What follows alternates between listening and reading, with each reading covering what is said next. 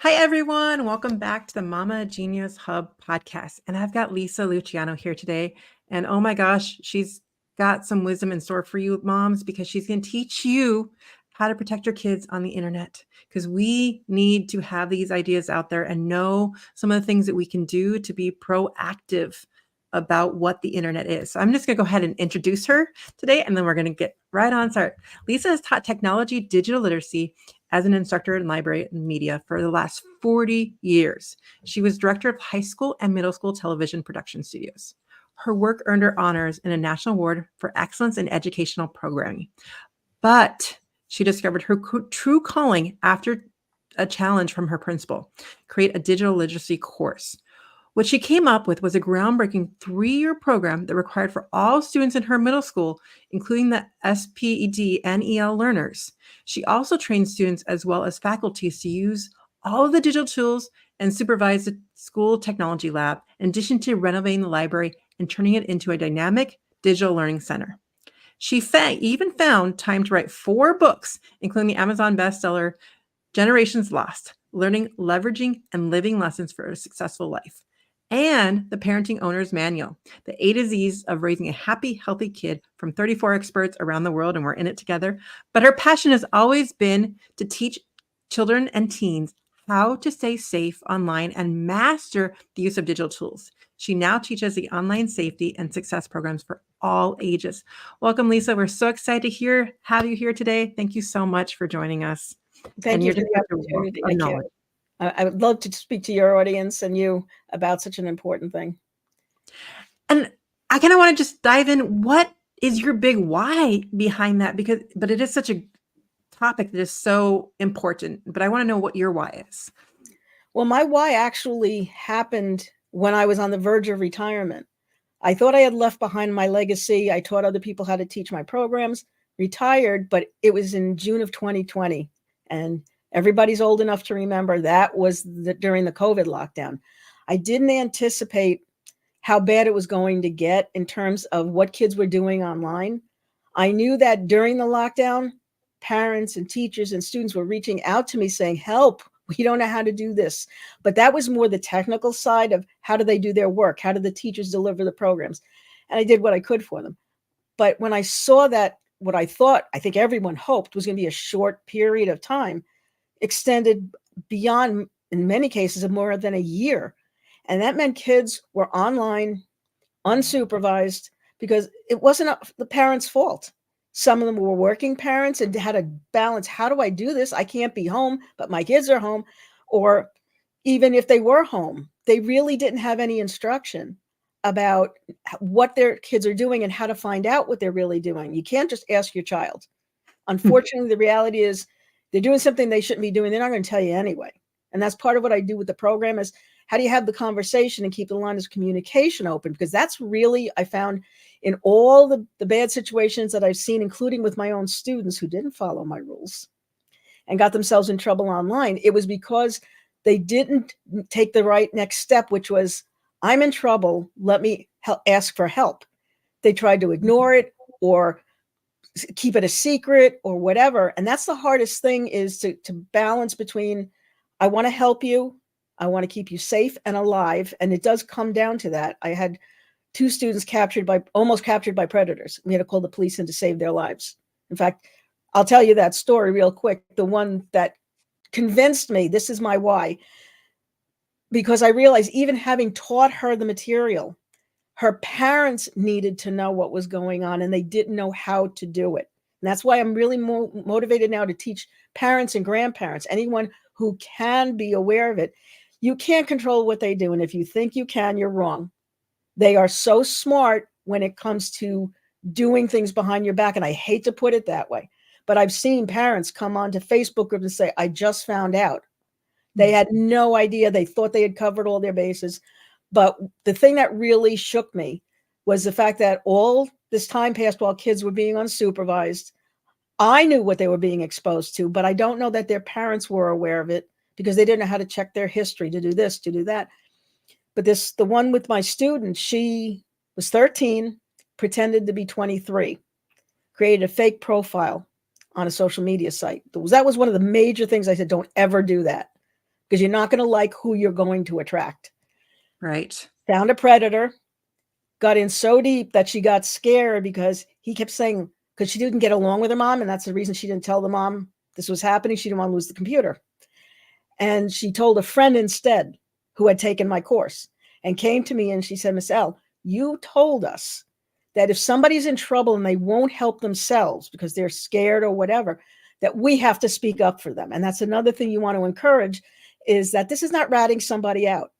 And I said to her, tell me what's going on. And when she did, I said, I have to go tell somebody. No, she's going to hate me. I said, no, believe me, you just saved her life. And she'll understand in time, but you did the right thing, and I won't use your name. That's another thing parents have to make kids understand. They're not going to bring them forward and embarrass them or scare them or whatever, make it worse. So I ran to the principal, literally ran across the building. She called the police. They asked for access. Obviously, the girl's mother had to find out at this point, but they asked for access to the emails. And what they saw was so disturbing that they did a 2-week manhunt for him. They were convinced he was local, and they gave her a police escort to school for 2 weeks because they thought he was going to snatch her off the school bus. That was his plan. Found him, arrested him. But the thing that convinced me that I have to let as many people know how to, especially parents, how to deal with this, is because we discovered that he was an aide in our building. He was stalking her the whole time, and none of us knew it. And I still remember meeting him one time and saying, what a creepy guy that is. Where did they find him? But it doesn't necessarily have to be that obvious. And I never thought it was that. But kids have to understand, and parents have to understand, the majority of predators are people your child already knows in real life. It's a sad fact, but it is the truth statistically. And kids don't understand that. They think they're protected because it's just this face on a screen somewhere. Not necessarily. And that's the thing that kept me up at night saying, I know how to do this. I tested the program. It works. I already, that was an example right there. And there were others of when the kids knew what to do, even if they got themselves in trouble, because it can't always be, don't you ever let me find out you did something like this. Then they'll never tell you. Right. But they have to feel there's an adult they can trust and go to as soon as possible, whether it be cyberbullying. The longer these things fester, the worse the possibility gets that the child is going to get out of it successfully. And even then, there's still damage sometimes, especially with cyberbullying, that may take years to heal. But the point is, you want to extricate them as fast as you can from it. And most parents don't even know, well, what is the next step? That's one of the things they don't generally teach with online safety. They just teach you, don't talk to strangers, don't do all these generalizations, but they don't tell you, well, what if it did happen? Now, what do you do to get help? And so if parents feel overwhelmed, and I don't blame them, there's so many different dangers they have to be aware of or should be aware of. But it comes down to accepting you can't control what they do. They will find a way around it. There's many ways to do it. Even at school, they're not really safe, because I was part of the system of the school network. And one of my students came to me one day and said, Miss L, you know how we can't get on Facebook anymore? I said, yeah, there's a reason for that. And he says, well, I figured out how to get on. Of course. And he told me how to do it. I found another student who was constantly having things on his screen that shouldn't have been there. And teachers, I can't blame them either. They don't know what to do about it, and they can't watch every computer screen. And I found out he had gotten himself a VPN. He had his own separate Wi-Fi network he was using at home and in school, and nobody knew. So you see how it's not about a power struggle. You're not going to win that one. But if you empower yourself as a parent and you know enough to have the conversation with your child where they're not going to say, oh, mom, you don't know, you don't understand. You're going to understand if you gather the information, and then you can also do things behind the scenes like set limitations, blocks, safer web browsers, different things like that, and just monitoring what they're doing with the devices, because I know we want kids to feel like they're free and they're this and they're that. My attitude is, I'm paying for that phone or that computer, and I'm paying for the Wi-Fi until that changes. My equipment, my rules. That you do have the ability to say to them, yeah, well, okay, let's negotiate it. We can talk about screen time and all these things, but I have the right to go into any of the accounts you have created on the equipment that I own. So that's another thing parents, they can have a conversation. It shouldn't be drop the hammer because you'll lose them at that point. But So yeah, let's just take it back a step. So we have some moms here probably listening to this going, "Oh my gosh, like what?" yeah, exactly. And so let's just break it down and start from the beginning. So let's start with like, I mean, what age range should like where do we start, and like what should we like per age range, like what are some of the things we should be monitoring for those age groups? Well, I'm glad you said that because age makes a huge difference in how you deal with this problem. If they're young enough, I would say elementary school or lower elementary school, then you have a lot of control of the situation because you can set the standards from the very beginning, what they can and can't do. At that age, basically, it's make sure they understand they don't ever give any information to anybody as best they can understand it, depending upon the age. But you can also control things like don't ever put them on Google. Absolutely no Google access, and you can block it. There are safer browsers and search engines like DuckDuckGo and a bunch of other ones. I have this massive list that would be protecting them automatically. People think if they put the controls on Google, it works. It does not. It's not enough. It doesn't filter enough. And the bad guys are smart enough to figure out how to get around that as well. They name things like pictures that are going to show up suddenly that shouldn't. Websites are going to go to. They name them in a safer way that looks like it's okay. So that's why it's not even the child's fault. They may not have been looking for anything bad, but it's going to come to them because the bad guys have figured out how to get past the filters. So that's what you can do with the younger ones, and also limit screen time and make sure you are aware of everything you're allowing them to access. There's a children's YouTube, but I'm hearing from parents that things got through on that too. So you can actually set up things like YouTube, which you can't really avoid it after a while. Keep them off of TikTok though. Absolutely no TikTok. I know there's good things on there, but kids should not be on there because you can't filter it. You can't control it. But there are things with like for YouTube where you can pick the videos and they can only see the videos that you allow them to go to. Things like that when they're younger. When they get to middle school, and that's what I taught the program to, it's harder because they're very anxious to experiment and learn. And it's great to harness the energy. I had some 6th grade boys come to me and say, can you work with us at lunch? We want to build an app. We have an idea for a video game. And they actually did it. But that was unusual that they wanted to do something like that. So middle school, it's more get them as soon as you can. We found out that when I taught the program to 6th graders, it worked really well because it had already set the foundation of they understand when you say, don't do this and don't do this, or do it this way or do it that, or this is how you handle it if somebody does this to you, whatever. And they will tell. They're not afraid at that point. The minute they start getting a little bit older, they're getting into different websites and different situations. 8th graders, if you talk to them on the right level, they get it.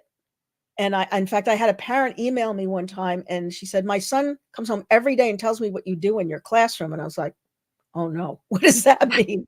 To a teacher, that's the last thing you want to hear. My child told me something. And she said that I told him or told the class that whenever you go online and you post something, no matter how old you are, you don't own it anymore. Somebody can grab it, copy it, and repost it later and hurt you with it.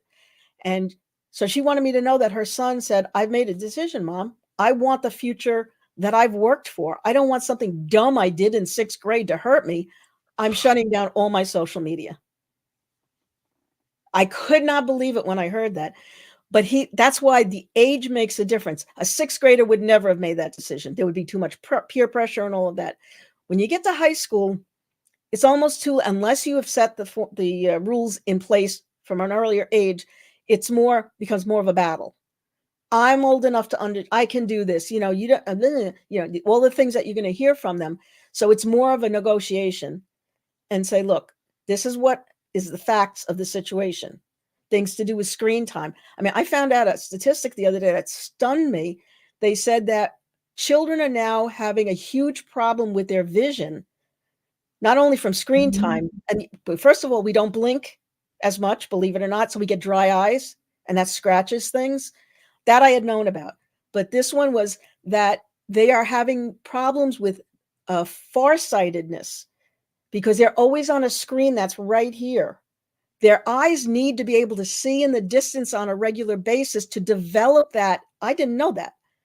So they're developing the inability to see distance simply because their eyes never got used to doing it. How about that one?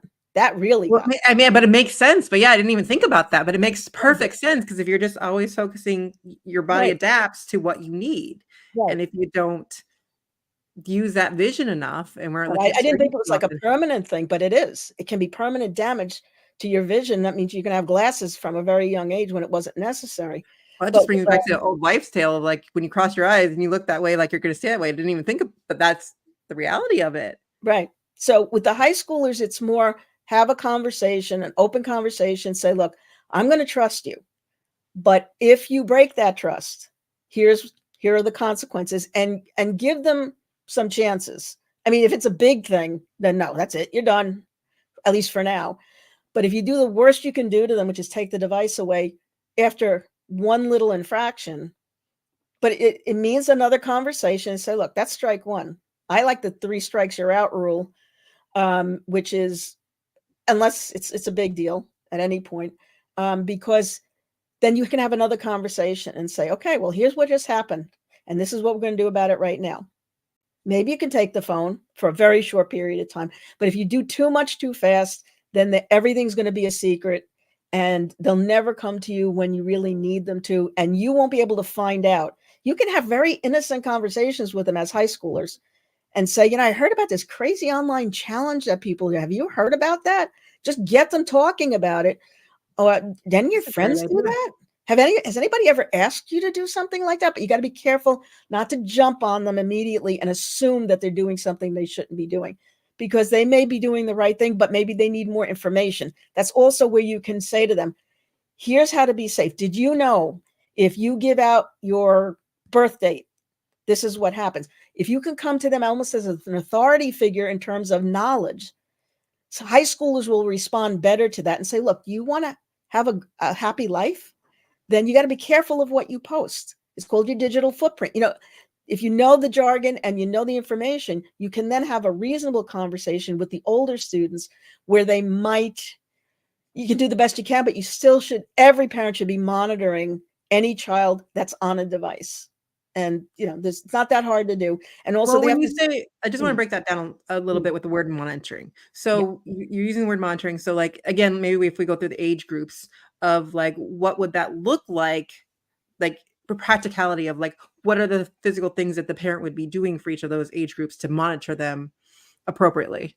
Right. Well, with the little ones, you have pretty much control over what they do. What you want to see is they look in their devices. If they're really little, it shouldn't even be on a phone yet, but let's assume it's a phone or a computer. Look for downloads. Look for their history of sites they have gone to, because you can't know every site to block. You can't be sure they're only using your browsers. They could have opened another browser, a different search engine. So you're looking for things in the computer that you did not put in there. And I know I was working with a parent where we were just locking down as much as we could lock down so that the only things they can access are the ones that are safe and that they're aware of. So there's less to check too. Right. You just want to make sure you would block things that they shouldn't be using anyway. That's the best thing with the little ones, because then all they're going to see is the stuff that's okay anyway. That's really more all you have to do with them, because they're not probably smart enough yet to be able to load too much into the computer. But you look at their browsing history. Where did they go? What did they search for? What sites did they go to? Most likely that will tell you almost everything else you need to know. And if anything is there that's on the naughty list, then you block it and then you talk to them and say, please don't go to other places. I'll help you. Or we'll use your safe search engine to find these things. Make sure they're only searching through the safe browsers and search engines, and that will limit a lot of what they can stumble onto. And I know you probably You probably Yeah. can't remember all the search engines on the top of your head, but I was wondering if you would, if we'd be able to post those later on in the description, some of the search engines that would be good for people to use. I've never even heard of that. Yeah. Well, the one that was the go-to one for me for years is called DuckDuckGo. It's Okay. a child-safe engine, and yet it's as good as any of the adult search engines. Adults just don't want to use it because it seems a little silly. It's just a picture of a duck and everything. But what people don't realize about browsers and search engines is that mostly they have every other search engine inside of them. You just don't see it. So Google's in there, Bing's in there, Yahoo's in there. They're still doing a better, maybe a better search than if you just went to Google, but they will not allow material to be I love that. accessed. Yeah. So that's the one I would recommend. And I don't have it off the top of my head. There's another really good one, but I could find the information for and we could share it. With the middle schoolers, it's a little tougher because there's more they're going to get into. They, from about 6th grade on, really know how to work the technology to load things. And what you want to be looking for is, depending upon their age, if they're under 13, they should not have certain accounts, period. They should not be on social media. So if you see any downloads or any repeated visits to things like Facebook or TikTok or, whatever, even YouTube, if they seem to be constantly in their history, and it's easy, it's just a button you click and it drops down and you can see everything they've done. And this is another tip. If there's nothing there, they erased it. And that's a conversation that has to be had, saying, if you do that again, then I'm going to just block everything, because that at that point, they're sneaking behind your back, and then you can be a little tougher about it. But social media should be absolutely a non-negotiable if they're under the age of 13. And even at 13, they should not be going on TikTok. Be very careful about what they do on YouTube. You want to see, did they download, or does it show that if you open it up, and you should have their actual logins. Okay. Not, I'm going to friend you on Facebook. Because you can't see what they're really doing. It has to be, I want every actual login to your social media, period. And if they won't give it to you, it means they're hiding something. And apps, be very, very careful if you see, whether it's in their phone or in their computer, that they're downloading apps. I'll tell you another one that kind of flies under the radar. And when I saw it, I was horrified, called Yik Yak. And it's literally, the animal, the yak. It's kind of like what can I compare it to? Like a moose almost. And the whole point of it is you can only communicate with people within a certain radius, like in a couple of miles from where you live. So this is all local people we're talking about, and probably classmates of our kids. And they allow you to form a gang. Somebody's in charge of the herd. That's what they call it. And they target someone to bully them. This is what Yik Yak does and lets kids do. And many of these apps let them have access to adults. That should never be allowed, because the person is anonymous. They could be anywhere in the world, and they can have access, and they can go off into private chat rooms, which is another thing. You see something like that? Absolutely not. But these apps, you have to start to know which are okay, which ones geotag your kids, meaning they know exactly where your child is while they're on that app, so they know where they live, or they can gang up on them, or the person is anonymous or is using a screen name, so you have no way to know who they really are. And that goes for gaming as well. There's a lot of cyberbullying that goes on gaming sites where it's a group of people, and they also break in and hack the parent's account to get to their credit cards, because usually you have to have something on file. These are all things that are going on when what the child is doing is not necessarily bad, but it's leading them into dangerous territory in one form or another. So with the middle schoolers, it's absolutely, you have to look at their search history, their downloads, and any apps that you see are already in the device. You need to have their logins and check who they're communicating with and what's going on while they're on those apps, and try to limit it as much as you possibly can. Say, look, you're not ready for this right now. It's a dangerous place for you to be, and tell them why as best you can without scaring them. But they need to understand, middle school, they can comprehend something like that this is why this is dangerous. If you go on Facebook and post pictures from when we're on vacation while we're away, guess what you just did? The person took the picture because the picture has geotagging automatically in it. Bad guy puts it into software, knows exactly that you're in Aruba right now. They look the child's name up, find the address, and they rob your house. Tell them a story like that. Turn it off. Nobody needs to know where that picture, the information about Yeah. the picture, or wait until you come back and say, look at all the great things we did, but now you're Yeah. home and you're safe. They have to understand things like that. And for high schoolers, it's more your life, your future, your safety. They're old enough to hear the stories about the 16-year-old girl who, I think, no, 16 or 13. She was a teenager. She found a predator, but didn't know it was a predator. He said he wanted to meet her at home when nobody was around. So she pretended to go to school. Parents went to work. She came home, let him in. He beat her to a pulp where she had to be hospitalized, and he sexually assaulted her. And her parents came home to find her like that. Blood everywhere. I mean, I'm being graphic, but this is what they found. She'll never be the same person. Her parents will never be the same because she made the mistake of trusting a stranger. She was old enough to know better. So we have to drill it into them. These are not people you know. Now we have to worry about trafficking, human trafficking, because the predators have taught the human traffickers you can use social media as your playground, and you're going to find these people a lot easier if you just go online. This is what it's come to. And it's a battle between good and evil, and the good needs to arm themselves with information and take action as best they can without scaring the kids into not telling them anything.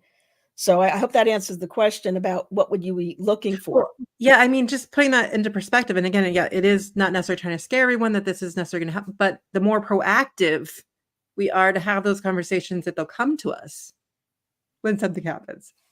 That's really the biggest thing you can do immediately, is start talking to them about what they're doing online without making it sound like you're drilling down on it. But say, I'd like to understand. I've heard so much about this and I'm a little bit worried. And can you tell me, when you go on TikTok, what kind of videos do you watch? What's on TikTok? I'd like to know. Because now parents are turning to TikTok, which is the worst role modeling that they could possibly give their children, because they can handle it, but it's telling the kids this is the forbidden fruit, and you want to take a bite of it too because I go there. How can you say to your child, those days are over? Remember when our parents would say, because I told you so, or because I said so? Kids don't go for that anymore. They're going to want to do what they should be doing when they're like 5 or 10 years older. And even then, there's inappropriate material. I don't care what age you are. One time I just went scrolling on TikTok. I didn't even go deep into it. I wasn't searching. I was just scrolling the newest videos, and I was horrified. Nudity, profanity, just everything you can imagine you would never want your child to see, and maybe you wouldn't even want to see. And it's a shame because it does overpower some of the good stuff that's on there. It's entertaining, it's fun, it's instructional sometimes. But to find it or to stay away from the bad stuff is the real trick. So yeah, the conversation and leaving those lines open so that they're not afraid to tell you not only what they're doing, but if something has happened, is the biggest thing you can do immediately, aside from monitoring what's on their devices and what they are really doing online, because they're not going to tell you if they shouldn't be doing it. So, Well, I think also the biggest eye opener you gave is just in terms of a lot of it is it can just find them without them even realizing it or knowing. And then all of a sudden they're like, and if they realize that, or then having those conversations, and they're more willing to tell you, because it's not even if they meant to. That's the problem with online, is that it might just find them. right. And we need to be proactive in having, like you said, the conversation is the key to that, because if you're open with them, like, Mom, this came up and I have no idea what it was and I don't even mean to. And then you can start blocking some of those sites. Right. And just keep it so that you're trying to help them and you want to learn. The two of you can learn together about what's okay, but you're hearing things that are really, scary, and you don't want anything to go wrong. I mean, you would do everything you could to keep them safe in every other situation in their life, safe and healthy. And this is unhealthy and it's unsafe.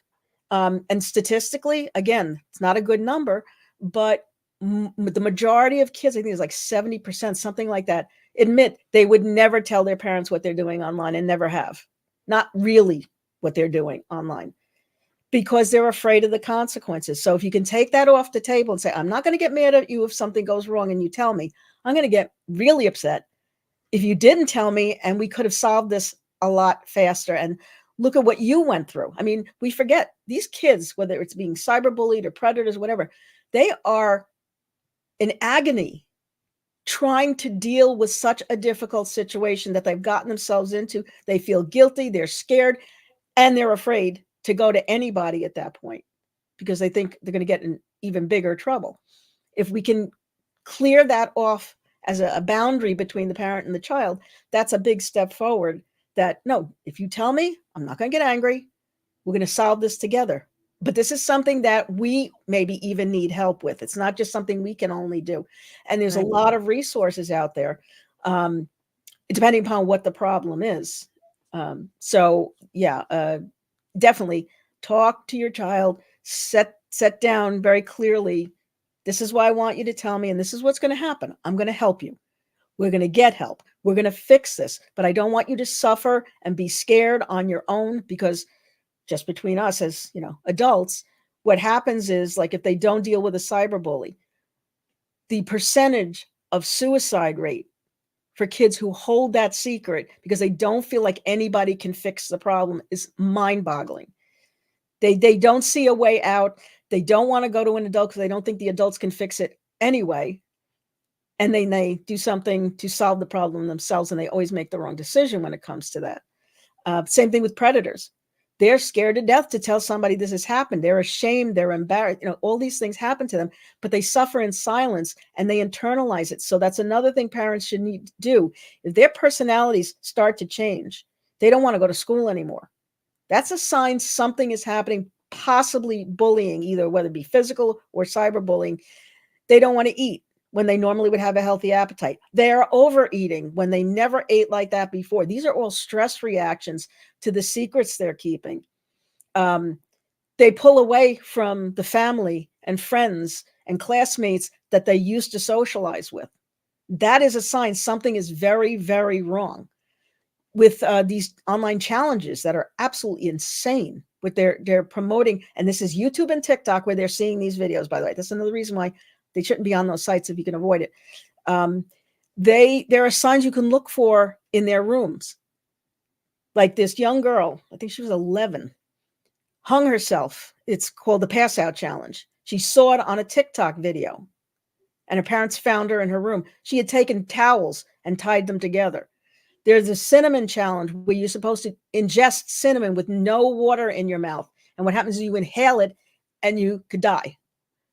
If you start to see things in their room, I hate to say snoop around, but you have to, in their drawers, in their closet, in their backpacks, and you're like, what is that? Why would they be carrying a bottle of cinnamon?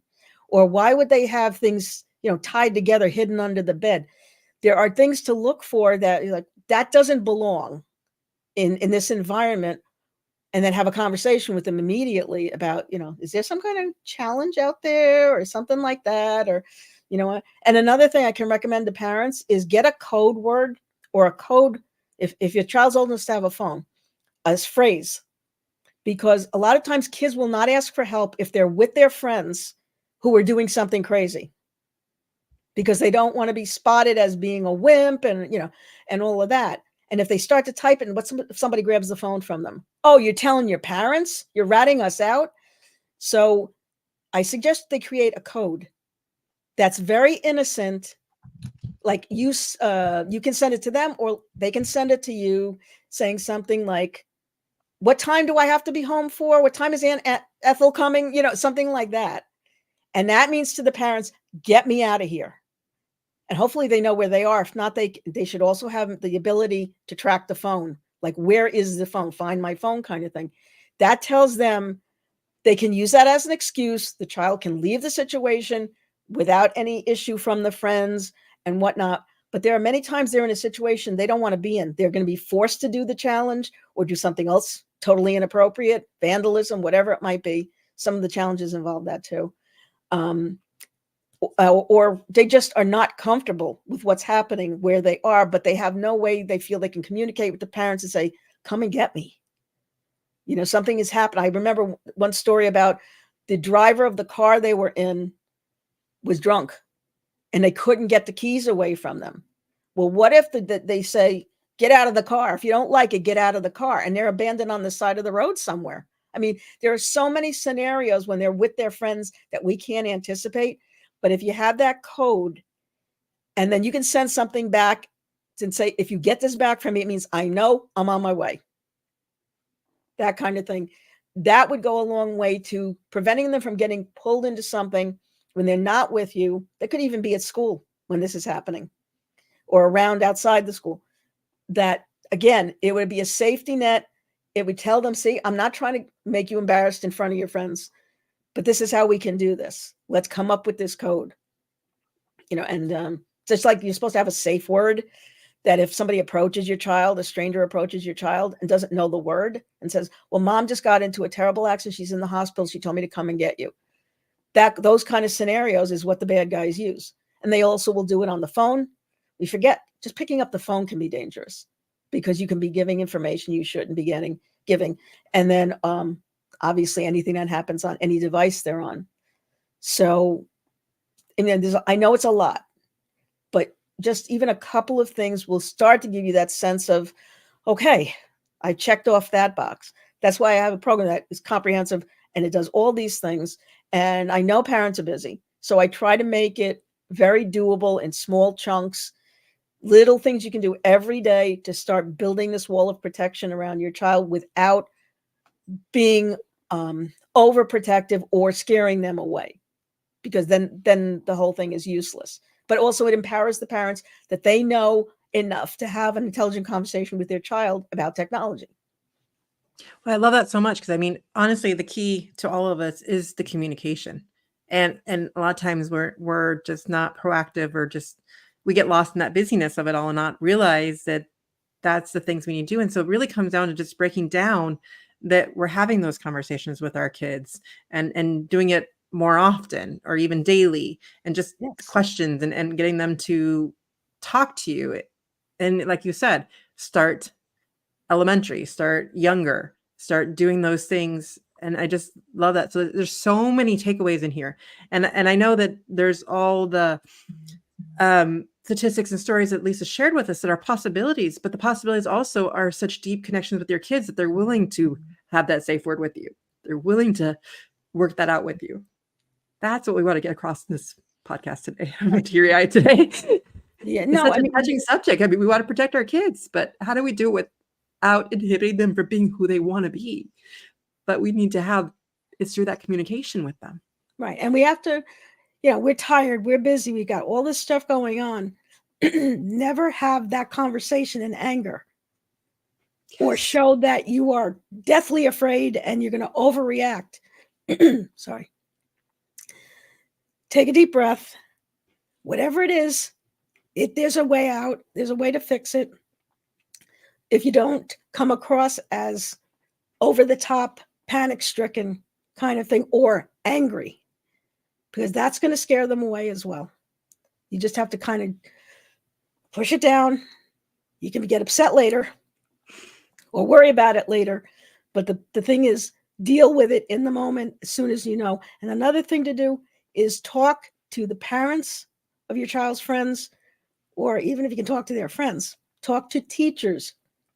Somebody may have spotted something or knows something that could tip off that something is happening that shouldn't be happening. So, like if your child goes to meet with their friends and they're at somebody else's house, those parents may have observed something. And you don't want it to be that you're spying. Just have a casual conversation about it. If you suspect something. If you don't, then you can just keep talking to your child and see where you can get that to go. I totally agree. Thank you so much, Lisa, for coming on here today. We're completely out of time. We went over today, but it was just such important information. And she just gave so many good tips in here on where to start. And I think that's just what it comes down to, is just having the perspective of what can I do now? I mean, it is scary out there at times. We don't have to live in the fear of it all, because the beauty is in the communication with your kids. Right. And that's where we start. We start with that and instilling that with them. And if that is lost and we need help with that, then maybe we see outside, especially if they're in high school right now and it's already like split, maybe we just get outside help to bridge that communication again. And it Right. just comes back to the boundaries and the communication with your kids and putting those systems into place so that they do know and Exactly. monitoring those things. And it's never too late.